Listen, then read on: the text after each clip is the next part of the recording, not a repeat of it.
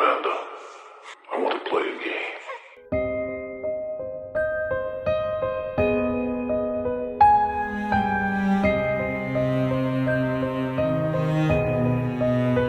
Hey horror freaks, welcome back to my channel. My name is Amanda. As you can see from the title, today's video is going to be my list of the best and worst horror movies of 2024 so far. This is something that I like to do because it helps me to look back and see how we are going on the year, and I'm going to be completely honest, I am more excited for the second part of the year. The reality is that at least this summer, I am surprised that we're having a lot of good things coming next. Of course, I will be covering that on my monthly list videos, but definitely the summer and the second part of the year looks a little bit better. This was an easy list to do, not only because it's based on my reviews and my sole opinion. This is not based on anyone else's rating or even Rotten Tomatoes, but also because I haven't seen that many horror movies as last year. So for me, it was very easy to do the list. Of course, there are films that I need to watch, but so far, this is going to be mine, but as always, I am going to start with my top 5 worst horror movies of 2024 so far. We'll be seeing them on screen, and we are starting with number 5, Imaginary. Number 4, we have Night Swim. On the number 3, we have Backhead. On the number 2, we have No Way Up. And on the number 1, the worst horror movie of 2024 so far, Tarot. When I'll tell you that I suffer watching this film. All of these films, they have reviews. I will be leaving the link down below so that you can find my playlist for the videos here and for my spoiler-free reviews on my website. But god damn, Tarot really made me suffer. When it came to Imaginary and Night Swim, both are from Blumhouse. Disappointments, I wasn't really expecting much, to be completely honest. At least with Tarot, I had high expectations. When it came to Backhead and No Way Up, I wasn't expecting much, but they were worse of what I was expecting. So for me, so far, this has been the worst ones. Like I said, I haven't watched all the horror movies that are already out, of course. I haven't watched yet Winnie the Pooh, Blood and Honey Part 2, so I know that it had better reviews than the first one, that one was my top worst one of that year. But this one, once I see it, I don't think that I will do a review, but it will be interesting to see if it's going to fit the best or worst category. I don't think the best, let's be realistic, but to see if it's going to be on my top 5 worst on December, because of course this list is, at least the best ones are going to change, the worst ones maybe not. Who knows? Of course, we had a lot coming up, but always this list is not final. By the end of the year, I always redo it, and most likely changes are going to be made. And now getting on my top 10, I'm going to be doing a disclaimer is that I was able to watch some films during this weekend, even last night, that are going to be part of this list, but I wasn't able to do the reviews. I hope that eventually I am going to be able to talk a little bit more in depth of them, because I really need to sit down and think about them. But just a disclaimer that not every single one of the best ones of the year, they have a review yet from me.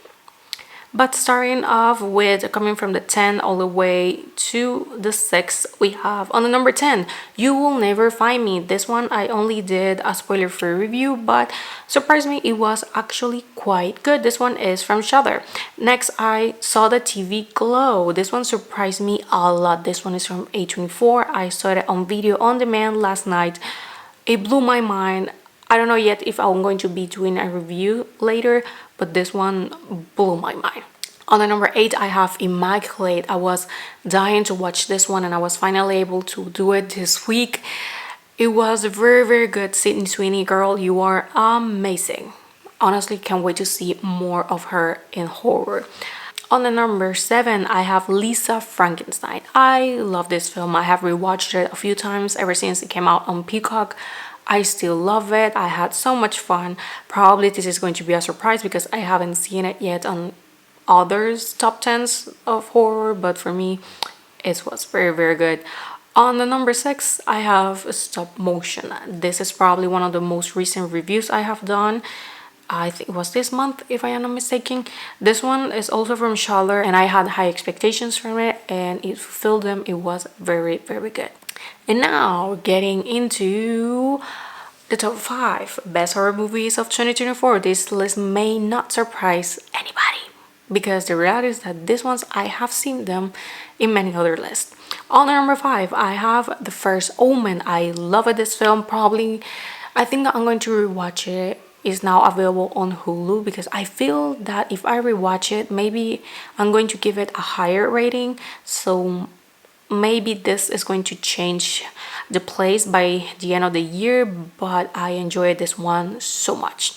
On the number 4, I have Abigail, another one. I had so much fun in the comedy and also the horror elements. They were brilliant. If you haven't watched this one yet, you definitely should. All of the ones on the top 5 are worth watching 100%.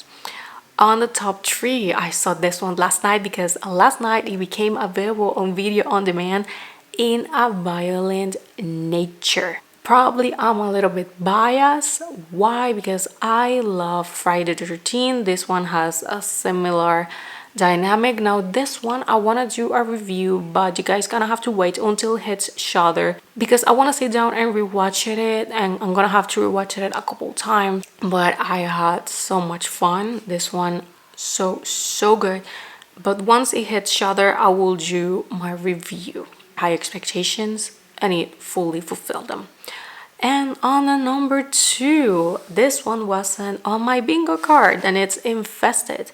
Never in a million years I expected to have a film about spiders on my top 2 of the best ones of the year.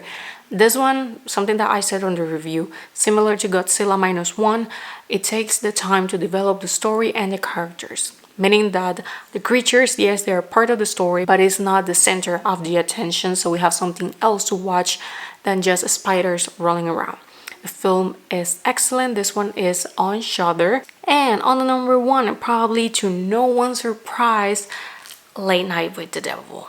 This film, I had high expectations, fulfilled. It was my most expected film until, of course, it came out. Right now, my most expected ones are Maxine coming next week and Nosferatu. I did my teaser trailer reaction. It's available on my channel. I love how it looks. I am dying to see more. But Late Night with the Devil was everything that I was expecting and more. If you haven't watched it yet, it's available on Shudder.